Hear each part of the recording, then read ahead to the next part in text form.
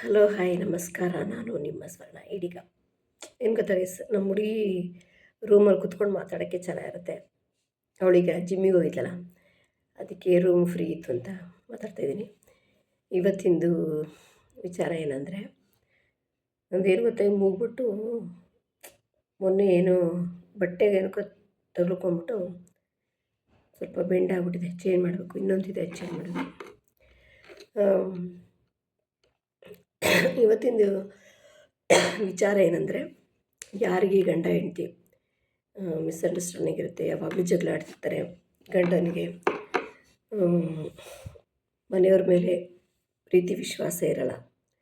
ಅಂಥವರು ಏನು ಮಾಡಬೇಕಂದ್ರೆ, ಅದಕ್ಕೊಂದು ಮಂತ್ರ ಇದೆ. ಈ ಮಂತ್ರನ ನಾನು ತಮ್ನೆಲ್ಲಲ್ಲಿ ಕೂಡ ಹಾಕಿರ್ತೀನಿ, ಮತ್ತು ನಾನು ವಿಡಿಯೋದಲ್ಲಿ ಹಾಕಿರ್ತೀನಿ. ನೋಡಿಕೊಂಡು ಬೆಳಗ್ಗೆ ಮತ್ತು ಸಂಜೆ ಹೇಳೋದ್ರಿಂದ ನಿಜವಾಗ್ಲೂ ಇದು ತುಂಬ ಎಫೆಕ್ಟಿವ್ ಆಗುತ್ತೆ, ಪರಿಣಾಮಕಾರಿಯಾಗುತ್ತೆ. ಹೇಳ್ಕೊಳ್ಳಿ. ನಾನು ನಮ್ಮ ಮನೆಯವ್ರಿಗೆ ಎಷ್ಟು ಹೇಳ್ತೀನಿ ಗೊತ್ತಾ, ಲಾಸ್ಟ್ ಟೈಮ್ ಬಂದಿದ್ರಲ್ಲ ಅವಾಗ ಹೇಳಿ ಹತ್ಬಿಟ್ಟಿದ್ದೀನಿ. ನನ್ನ ಕೈಲಿ ಆಗ್ತಿಲ್ಲ, ಇಲ್ಲೇ ಬಾ ಇಲ್ಲೇ ಬಂದಿರು, ಏನಾದರೂ ಮಾಡು, ನಾನು ನಿನ್ನ ಜೊತೆ ಸೇರಿಕೊಂಡು ಏನಾದರೂ ಮಾಡೋಣ ಅಂತ. ನನಗೆ ಮೇನ್ ಏನಂದರೆ, ನನಗೆ ಎಲ್ಲನೂ ಅಂದರೆ ಎಲ್ಲರೂ ಮಾಡ್ತೀನಿ, ಬಟ್ ನನಗೆ ಸಪೋರ್ಟ್ ಇಲ್ಲ. ಹಾಗಾಗಿ ನನಗೆ ಕಷ್ಟ ಅಷ್ಟೇ. ನಮ್ಮನೆಯವರಿಗೆ ಹತ್ಬಿಟ್ಟಿದ್ದೀನಿ, ನನ್ನ ಕೈಲಿ ಆಗ್ತಿಲ್ಲ. ನೀನೇನು ಮಿಲ್ಟ್ರಿಲಿಲ್ಲ ಅಥವಾ ಗೌರ್ಮೆಂಟ್ ಜಾಬ್ ಇಲ್ಲ, ಸುಮ್ಮನೆ ಬಂದಿರು, ಎಷ್ಟು ದಿವಸ ಅಂತ ಇರೋದು. ಜನಗಳು ಸಮಾಜದಲ್ಲಿ ಗಂಡ ಹೆಂಡ್ತಿ ಮಕ್ಕಳು ಎಲ್ಲ ಒಂದೇ ಕಡೆ ಇದ್ರೇ ಬೆಲೆ ಅಂತ ಎಷ್ಟು ಹೇಳಿ ಹೋಗೋದ್ರು ಅವರಿಗೆ ಅರ್ಥನೇ ಆಗ್ತಾಯಿಲ್ಲ. ನನಗೂ ಒಬ್ಬಳೇ ಎಲ್ಲನೂ ಸಂಭಾಳಿಸ್ಕೊಂಡು ಹೋಗಿ ಸಾಕು ಅನಿಸ್ಬಿಡುತ್ತೆ ಜೀವನ. ನನ್ನ ಮಗಳು ಬಾ ಬೆಂಗಳೂರಿಗೆ ಹೋಗೋಣ ಅಂದರೆ ಅವಳಿಗೆ ಬೆಂಗಳೂರು ವಾತಾವರಣ ಇಷ್ಟ ಆಗಲ್ಲ. ನಾನು ಬೆಂಗಳೂರಿಗೆ ಬರೋಲ್ಲ ಅಂತಾಳೆ. ನಮ್ಮ ಮನೆಯವ್ರು ಕರೆದ್ರೆ ಅವರು ಬರೋಲ್ಲ ಅಂತಾರೆ. ಇದಕ್ಕೆ ಏನು ಹೇಳಬೇಕು ಈ ಸಮಸ್ಯೆಗೆ? ನಾನು ಅದಕ್ಕೆ ಡಿಸೈಡ್ ಮಾಡಿಬಿಟ್ಟಿದ್ದೀನಿ, ನನ್ನ ಮಗಳು ಮದುವೆ ಆಗ್ತಿದ್ದಂಗೆ ನಾನು ನಮ್ಮ ಮನೆಯವ್ರು ಇರೋ ಕಡೆನೇ ಹೋಗ್ಬಿಡೋಣ ಅಂತ. ಊರಿಗೆ ಬರಬೇಕು, ಇಲ್ಲ ನಾನಲ್ಲಿ ಹೋಗಬೇಕು. ಒಂದು ನನ್ನ ಹಣೆ ಬರ ಹೆಂಗಿದೆ ಅಂದರೆ, ಗಂಡ ಹೆಂಡತಿ ಮಕ್ಕಳು ಒಂದೇ ಕಡೆ ಜೊತೆಲಿರೋದು ನಾನು ಬರ್ಸ್ಕೊಂಬಂದಿಲ್ಲ. ಈಗ ಏನೋ ನಮ್ಮ ಮನೆಯವ್ರದ್ದು ನನ್ನ ಜೊತೆ ಇಲ್ವಲ್ಲ, ಅಲ್ಲಿದ್ದಾರಲ್ಲ ಅವರು ಅಂತ ಯೋಚನೆ ಆಗ್ತಿರುತ್ತೆ. ಈಗ ಮಗಳಿದ್ದಾಳೆ ಅಂತ, ಆಮೇಲೆ ಅವಳು ಮದುವೆ ಆದಮೇಲೆ ನಾನು ನಮ್ಮ ಮನೆಯವ್ರು ಒಂದೇ ಕಡೆ ಇರ್ತೀವಿ, ನನ್ನ ಮಗಳು ನನ್ನ ಜೊತೆ ಇರೋಲ್ಲ ಅಂತ ಯೋಚನೆ ಆಗುತ್ತೆ.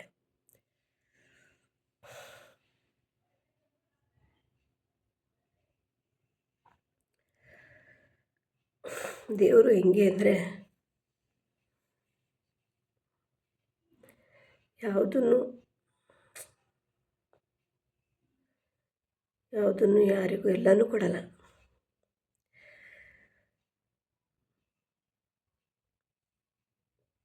ಈಗೊಂದು ಮಂತ್ರ ಹೇಳ್ತೀನಿ. ಹರಿಸ್ತ್ವಾಂ ಆರಾಧ್ಯ ಪ್ರಣತ ಜನ ಸೌಭಾಗ್ಯ ಜನನಿಂ ಪುರನಾರಿ ಭೂತ್ವ ಪುರರಿಪುಮಪಿ ಕ್ಷೋಭನಯತ್ ಸ್ಮರೋಪಿತ್ವಾಂ ರತಿನಯನಲೇಹೇನ ಪುಷು ಮುನಿನಾಮ ವಿಹಂತ ಮೋಹಯ ಮಹತಾಂ. ಈ ಮಂತ್ರನ ಬೆಳಗ್ಗೆ ಸಂಜೆ ಅವಾಗವಾಗ ಹೇಳ್ಕೊಳ್ಳೋದ್ರಿಂದ ನಿಜವಾಗ್ಲೂ ಇದು ಗಂಡನ ಏನೇ ದುಶ್ಚಟಗಳಿದ್ದರೂ, ಗಂಡನಿಗೆ ಹೆಂಡತಿ ಮಕ್ಕಳನ್ನ ಇಂಟ್ರೆಸ್ಟ್ ಇಲ್ಲ ಅಂದರೂ ಈ ಮಂತ್ರ ಹೇಳ್ಕೊಳ್ಳೋದ್ರಿಂದ ಅದು ಇಂಟ್ರೆಸ್ಟು ಬರುತ್ತೆ. ನಾನು ಕೂಡ ಹೇಳ್ಕೊತಾ ಇದ್ದೀನಿ, ನೀವು ಕೂಡ ಹೇಳ್ಕೊಳ್ಳಿ. ಯಾರಿಗೆ ಬ್ರೀತಿಂಗ್ ಪ್ರಾಬ್ಲಮ್ ಇರುತ್ತೆ ಅವರು ವೀಳ್ಯದೆಲೆನ ತಿನ್ನೋದ್ರಿಂದ ನಿಜವಾಗ್ಲೂ ಅದು ತುಂಬಾ ಕೆಲಸ ಮಾಡುತ್ತೆ. ನಾನೀಗ ಶುರು ಮಾಡಿದ್ದೀನಿ. ನಮ್ಮ ಅಕ್ಕನಿಗೂ ಹಂಗೆ ಮೂಗೆಲ್ಲ ಬ್ಲ್ಯಾಕ್ ಆಗ್ತಿತ್ತು ಅವಳಿಗೆ. ಅವಳು ಈಗ ಹೋಗಿ ಬಂದು ಏಲಕ್ಕಿ ಹಾಕ್ಕೊತಿರ್ತಾಳೆ, ಹಾಗಾಗಿ ಇವಾಗ ಅವಳಿಗೆ ಮೂಗು ಬ್ಲ್ಯಾಕ್ ಅನ್ನೋದೇ ಇಲ್ಲ. ನಾನು ಈಗ ಶುರು ಮಾಡಿದೆ. ಇನ್ನೊಂದೇನು ಗೊತ್ತಾಗ, ನಾನು ಎಲ್ರಿಗೂ ಹೇಳ್ತೀನಿ, ಟಿಪ್ಪು ಅದು ಇದು ನನಗೆ ಹೇಳೋರು ಯಾರೂ ಇಲ್ಲ. ನನಗೆ ಹೆಂಗೆ ಹೆಲ್ಪ್ ಆಗುತ್ತೆ ಅಂದರೆ, ನಾನೇನೋ ಒಂದು ವಿಡಿಯೋ ಮಾಡಾಕ್ತೀನಿ, ಅದಕ್ಕೆ ಸೇಮ್ ನನ್ನ ಪ್ರಾಬ್ಲಮಿಗೆ ಕರೆಕ್ಟಾಗಿ ಸೊಲ್ಯೂಷನ್ ಇರುವಂಥ ವಿಡಿಯೋಗಳೇ ನನ್ನ ಕಣ್ಮುಂದೆ ಬರ್ತಿರ್ತವೆ. ಪ್ರತ್ಯಕ್ಷವಾಗಿ ಪರೋಕ್ಷವಾಗಿ ನನಗೆ ಅದು ನನ್ನ ಕಣ್ಣಿಗೆ ಕಾಣುತ್ತಲ್ಲ, ಅವರಿಗೆ ನಾನು ಥ್ಯಾಂಕ್ಸ್ ಹೇಳಬೇಕು. ನನಗೇನೋ ಒಂದು ಪ್ರಾಬ್ಲಮ್ ಇರುತ್ತೆ, ಅವರು ಅದಕ್ಕೆ ಒಂದು ಆ ಕಡೆಯಿಂದ ಒಂದು ಸೊಲ್ಯೂಷನ್ ನನಗೆ ತೋರಿಸ್ತಾ ಇರುತ್ತೆ. ಆ ಥರ ವೀಡಿಯೋಸ್ಗಳು ನನ್ನ ಕಡೆ ಮುಂದೆ ಬರ್ತವೆ. ಅದಕ್ಕೆ ಅವರಿಗೆ ದೇವರಿಗೆ ಥ್ಯಾಂಕ್ಸ್ ಅಂತ ಹೇಳಬೇಕು. ಜನಗಳು ಹೇಳಿಲ್ಲ ಅಂದರೂ ನನಗೆ ಮೊಬೈಲ್ಗಳ ಮೂಲಕ ಸೈನ್ ಅನ್ನೋದು, ಸೊಲ್ಯೂಷನ್ ಅನ್ನೋದು ಸಿಗುತ್ತೆ. ಎಲೆಯನ್ನು ಹಾಕ್ಕೊಳ್ಳೋದ್ರಿಂದ ಬ್ರೀತಿಂಗ್ ಪ್ರಾಬ್ಲಮ್ ಸ್ವಲ್ಪ ಕಡಿಮೆ ಆಗುತ್ತೆ. ನಾನು ಯಾಕೆ ಹಾಕ್ಕೊಂತಿರಲಿಲ್ಲ ಅಂದರೆ ನನ್ನ ಹಲ್ಲೆಲ್ಲ ಹಾಳಾಗತ್ತೆ, ಹಲ್ಲೆಲ್ಲ ಕಲೆ ಆಗುತ್ತೆ, ಕೆಂಪಗಾಗ್ಬಿಡುತ್ತೆ ಅಂತ ನಾನು ಎಲೆ ಅಡಿಕೆ ಹಾಕ್ಕೊಂತಿರ್ಲಿಲ್ಲ. ನಮ್ಮ ಹಲ್ಲು ಇಷ್ಟು ಒಂದು ಉಳ್ಕಲಿಲ್ಲ. ಈಗ ಮುಂದೆ ಹೆಂಗೋ ಗೊತ್ತಿಲ್ಲ, ಈಗಿಂದ ಹೇಳ್ತಾಯಿದ್ದೀನಿ. ಇಷ್ಟು ಹಲ್ಲು ಚೆನ್ನಾಗಿರೋದಕ್ಕೆ ಕಾರಣ ಏನಂದರೆ, ನಾನು 5th 7thವರೆಗೂ ಸ್ಕೂಲ್ಗೆ ಹೋಗ್ತಾ ಇರ್ಬೇಕಾದ್ರೆ ಅಲ್ಲೊಂದು ಚೇಪೆಕಾಯಿ ಮರ ಇತ್ತು. ಡೈಲಿ ಒಂದೊಂದು ಚೇಪೆಕಾಯಿ ತಿಂತಾಯಿದ್ವಿ ದುಡ್ಡು ಕೊಟ್ಟು. ನನ್ನ ಫ್ರೆಂಡ್ದೇ ಅವ್ರದ್ದು ಮನೆ ಇತ್ತು, ಅವ್ರು ಹಾಕಿದ್ರು. ಡೈಲಿ ಸ್ಕೂಲ್ ಬಿಟ್ಟಾಗ ಬ್ಯಾಗಲ್ಲಿ ಬಿಸಾಕೋದು, ಡೈಲಿ ಹೋಗಿ ಚೇಪೆಕಾಯಿನ ತಿನ್ನೋದು. ಚೇಪೆಕಾಯಿ ಮೀನ್ಸ್ ಪೇರ್ಲೆಕಾಯಿ, ಸೀಬೆಕಾಯಿ ಅಂತಾರಲ್ಲ ಅದು. ಅದು ತಿನ್ನೋದ್ರಿಂದ ನನಗೆ ತುಂಬಾ ಚೆನ್ನಾಗಿ ಹಲ್ಲುಗಳಿರೋದಕ್ಕೆ ಅದೇ ಒಂದು ರೀಸನ್ ಅಂತ ಕಾಣುತ್ತೆ. ಮತ್ತು ಅದ್ರದ್ದು ಒಳ್ಳೇದಿದ್ಮೇಲೆ ಅದ್ರ ಕೆಟ್ಟದ್ದು ಇರಲೇಬೇಕಲ್ವಾ. ಅದ್ರ ದುಷ್ಪರಿಣಾಮ ಏನಂದರೆ ಅದು ತುಂಬ ಕೋಲ್ಡ್, ತುಂಬ ಶೀತ. ಹಾಗಾಗಿ ನನಗೆ ಈ ಥ್ರೋಟು, ಗಂಟ್ಲು ಪ್ರಾಬ್ಲಮ್ ಬಂದಿರ್ಬೋದು ಅನಿಸುತ್ತೆ ಸೀಬೆಕಾಯಿಂದಲೇ. ಒಳ್ಳೇದಿದ್ದಾಗ ಕೆಟ್ಟದ್ದು ಕೂಡ ಇರುತ್ತೆ. ಅದು ತುಂಬ ಕೋಲ್ಡು. ಅದು ಬೀಜ ಇರುತ್ತಲ್ಲ, ಬೀಜಕ್ಕೆ ಒಂದೊಂದು ಕಾಯಿಲೆನ ಸೃಷ್ಟಿ ಮಾಡುತ್ತಂತೆ. ಒಳ್ಳೆಯದು ಇರುತ್ತೆ, ಕೆಟ್ಟದ್ದು ಇರುತ್ತೆ.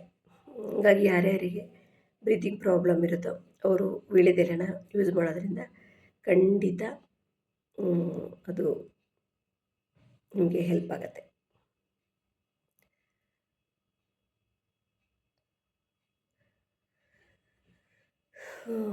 ನಾನು ನಿಜವಾಗ್ಲೂ ಯಾರಿಗೂ ಕೆಟ್ಟದ್ದು ಬಯಸಲ್ಲ. ಎಲ್ರಿಗೂ ಒಳ್ಳೆಯದಾಗಲಿ ಅಂತಲೇ ನಾನು ಬಯಸ್ತೀನಿ. ಆದರೆ ಜನ ನನ್ನನ್ನು ನಂಬಲ್ಲ, ಅದೇ ಪ್ರಾಬ್ಲಮ್. ಅದಕ್ಕೆ ನಾವೇನೇ ಒಂದು ಮಾಡಿದ್ರು ಅದಕ್ಕೆ ಕೊಂಕು ಆಡ್ತಾರೆ, ಅದಕ್ಕೆ ಆಪೋಸಿಟ್ಟಾಗಿ ಮಾತಾಡ್ತಾರೆ. ಅದಕ್ಕೆ ಬೇಜಾರಾಗುತ್ತೆ. ಅದಕ್ಕೆ ನಾನು ಏನು ಅಂದ್ಕೊಳ್ಳೋದು ಅಂದರೆ, ಹಣೆ ಬರ ಅದಲ್ಲಿ ಈ ಥರ ಎಲ್ಲ ಅನಿಸ್ಕೋಬೇಕು ಅನ್ನೋದಿರುತ್ತೆ ಅಂತ ಕಾಣುತ್ತೆ. ಅದಕ್ಕೆ ನಾನು ಅದ್ರ ಬಗ್ಗೆ ಎಲ್ಲ ಜಾಸ್ತಿ ಯೋಚನೆ ಮಾಡೋಕ್ಕೆ ಹೋಗಲ್ಲ. ಎಲ್ಲವೂ ದೇವರಿಗೆ ಬಿಟ್ಟುಬಿಡೋದು ಅಷ್ಟೇ, ಕಾಲಕ್ಕೆ ಬಿಟ್ಟುಬಿಡೋದು. ನಮ್ಮ ಮನಸ್ಸಲ್ಲಿ ಏನಿದೆ ಅಂತ ನಮಗೆ ಮಾತ್ರ ಗೊತ್ತಿರುತ್ತಲ್ವ. ನಾವೇನು ನಮ್ಮ ಮನಸ್ಥಿತಿ ಅನ್ನೋದು ದೇವ್ರಿಗೆ ಮಾತ್ರ ಗೊತ್ತಿರುತ್ತೆ. ಆದರೆ ಮನುಷ್ಯನ ಮೆಚ್ಚಿಸೋಕ್ಕಂತೂ ಸಾಧ್ಯವೇ ಇಲ್ಲ. ನಾವೇನಾರು ಒಂದು ಹೇಳಿದ್ರೆ ಅದಕ್ಕೆ ಅವ್ರು ಆಪೋಸಿಟಾಗಿ ಥಿಂಕ್ ಮಾಡೋದು. ಅವನ ಮನಸ್ಥಿತಿ ಯಾವ ಥರ ಇರ್ತೋ ಆ ಥರನೇ ಥಿಂಕ್ ಮಾಡ್ತಾರೆ. ಈ ವಿಡಿಯೋ ಇಷ್ಟವಾದಲ್ಲಿ ಲೈಕ್ ಮಾಡಿ, ಶೇರ್ ಮಾಡಿ, ಸಬ್ಸ್ಕ್ರೈಬ್ ಮಾಡಿ.